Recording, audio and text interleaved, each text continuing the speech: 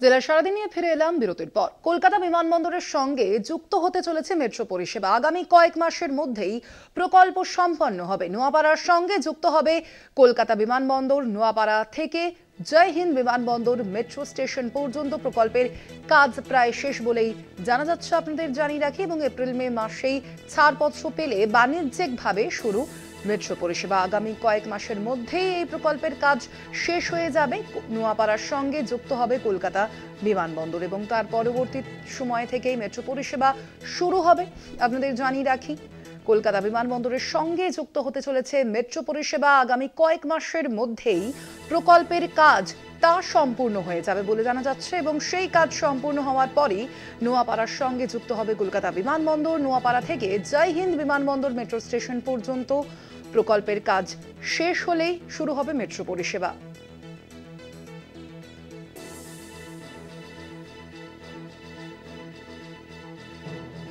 Number 2 number line from Noapara जो हमारा platform इस्तेमाल होने वाला है वो हमारा पूरा यार्ड में पूरा रेडी है।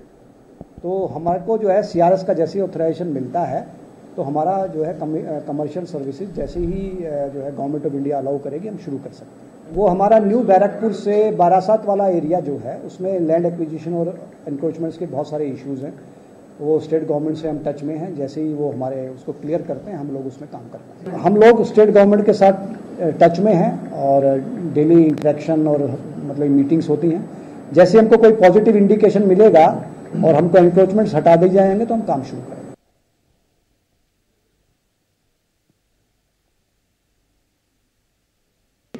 কিন্তু বিমানবন্দরের সঙ্গে সংযোগকারী পরিবহনের মাধ্যম হিসেবে মেট্রো পরিষেবা সংযুক্ত রয়েছে।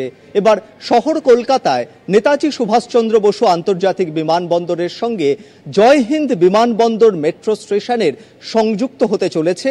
এর মাধ্যমে শুধুমাত্র বিমানবন্দরের সঙ্গে যে সমস্ত যাত্রীরা আসছেন তারা যেরকম মেট্রো পরিষেবার সুবিধা পাবেন তেমনটা নয়, উত্তর শহরতলির বারাসাত মধ্যমগ্রামের যে সমস্ত যাত্রীরা এতদিন পর্যন্ত এই মেট্রো পরিষেবা পাচ্ছিলেন না তারা কিন্তু সরাসরি বারাসাত থেকে নোয়াপাড়ার যে ইয়েলো লাইন সেই লাইনের সুবিধাও কিন্তু তারা নিতে পারবেন। ইতিমধ্যেই যে বিমানবন্দরের যে মেট্রো স্টেশন জয় হিন্দ সেখানে কিন্তু নোয়াপাড়া থেকে বিমানবন্দর পর্যন্ত সেই মেট্রোর লাইনের কাজ কিন্তু একেবারে শেষ পর্যায়ে রয়েছে, এবং যে প্ল্যাটফর্ম রয়েছে সেখানে 5টি প্ল্যাটফর্ম রয়েছে। অর্থাৎ এই জয় হিন্দ বিমানবন্দর মেট্রো স্টেশন কিন্তু একটি সংযোগকারী মেট্রো স্টেশন হিসেবে আগামী দিনে যথেষ্ট গুরুত্বপূর্ণ ভূমিকা নেবে বলে মনে করছে মেট্রো কর্তৃপক্ষ।